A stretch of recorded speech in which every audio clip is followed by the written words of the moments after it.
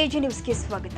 ರಾಜ್ಯ ಸರ್ಕಾರ ನೂರಾರು ವರ್ಷದಿಂದ ಜಮೀನಿನಲ್ಲಿ ಕೃಷಿ ಮಾಡಿಕೊಂಡು ಬಂದ ರೈತರ ಜಮೀನಿಗೆ ವಕ್ಫ್ ಬೋರ್ಡ್ ನೋಟಿಸ್ ಕೊಟ್ಟಿದ್ದು ಕೂಡಲೇ ಹಿಂಪಡೆಯಬೇಕು ಅಂತ ಮಾಜಿ ಶಾಸಕ ಸಂಜಯ್ ಪಾಟೀಲ್ ಹೇಳಿದ್ದಾರೆ. ಶುಕ್ರವಾರ ಬೆಳಗಾವಿಯಲ್ಲಿ ಮಾತನಾಡಿದರು. ವಕ್ಫ್ ಬೋರ್ಡ್ ಹೆಸರಲ್ಲಿ ರಾಜ್ಯ ಸರ್ಕಾರ ಬಡ ರೈತರ ಜಮೀನು ಕಬಳಿಸುವ ಹುನ್ನಾರ ಮಾಡಿದ್ದಾರೆ. ಇದನ್ನ ನಾವು ತೀವ್ರವಾಗಿ ಖಂಡಿಸ್ತೀವಿ ಎಂದಿದ್ದಾರೆ.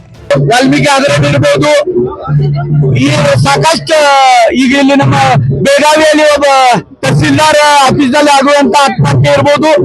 ಈ ತರ ಬರೀ ಕೆಟ್ಟ ಕೆಲಸದಲ್ಲಿ ಮುಳುಗೋಗಿದಂತ ಸರ್ಕಾರ ಮತ್ತೊಂದು ಕೆಟ್ಟ ಕೆಲಸ ಮಾಡ್ಲಿಕ್ಕೆ ಮುಂದೆ ಬಂದಿದೆ.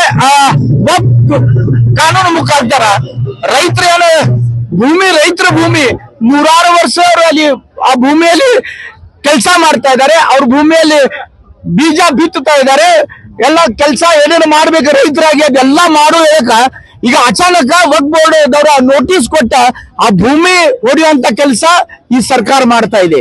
ಈ ದೇಶ ಭಾರತ ದೇಶ, ಇಲ್ಲಿರುವಂತ ಪ್ರತಿಯೊಬ್ಬ ರೈತರಿಗೆ ನ್ಯಾಯ ಸಿಗಬೇಕು.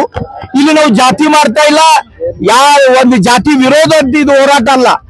ಈ ಹೋರಾಟ ಸಾಮಾನ್ಯ ಜನರ ಸಾಮಾನ್ಯ ರೈತರದ್ದು ಭೂಮಿ ಅದರ ರಕ್ಷಣೆ ಆಗಬೇಕು. ಅದಕ್ಕೆ ಕರ್ನಾಟಕದಲ್ಲಿ ಇರುವಂತ ಸಿದ್ದರಾಮಯ್ಯ ಸರ್ಕಾರ ಏನು ನೋಟಿಸ್ ಕೊಟ್ಟಿದ್ರೆ ಅವೆಲ್ಲ ನೋಟಿಸ್ ವಾಪಸ್ ತಕ್ಕೊಳ್ಳೋ ಜೊತೆಗೆ ಮುಂದೆ ನಾವು ಈ ತರ ಕ್ರಮ ಯಾವುದು ತಗೋದಿಲ್ಲ, ರೈತರ ಭೂಮಿ ರೈತರಿಗೆ ಇರ್ತೈತೆ ಅಂತ ಒಂದು ಆದೇಶ ಕೂಡ ಕನ್ನಡಿಗರ ಮೆಚ್ಚಿನ ನಿಮ್ಮ ಎಜೆ 24/7 ನ್ಯೂಸ್ ಕನ್ನಡ ವಾಹಿನಿ ಇದೀಗ ಟಿವಿಯಲ್ಲಿ ಲಭ್ಯ.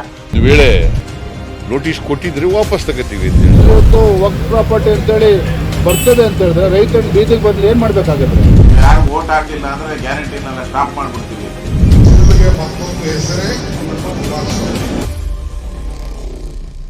ಕರ್ನಾಟಕ ಮತ್ತು ದೇಶ ವಿದೇಶ 360 ಡಿಗ್ರಿ ಸುದ್ದಿ ಹಾಗೂ ಉತ್ತರ ಕರ್ನಾಟಕ ಬೆಳಗಾವಿ, ಬಾಗಲಕೋಟೆ, ಧಾರವಾಡ, ಹಾವೇರಿ, ಗದಗ, ಬಿಜಾಪುರ ಜಿಲ್ಲೆಯ ಕ್ಷಣ ಕ್ಷಣದ ವಿವರವನ್ನ ಪಡೆಯುವುದಕ್ಕೆ ಎಜೆ 24/7 ನ್ಯೂಸ್ ಕನ್ನಡ ವಾಹಿನಿಯನ್ನ ಲೈಕ್ ಮಾಡಿ, ವಿಡಿಯೋಗಳನ್ನ ಶೇರ್ ಮಾಡಿ, ಕಮೆಂಟ್ ಮಾಡುವ ಮೂಲಕ ನಮ್ಮ ವಾಹಿನಿಗೆ ಸಹಕಾರ ನೀಡಿ ಮತ್ತು ಚಾನೆಲ್ ಅನ್ನ ಸಬ್ಸ್ಕ್ರೈಬ್ ಮಾಡಿ.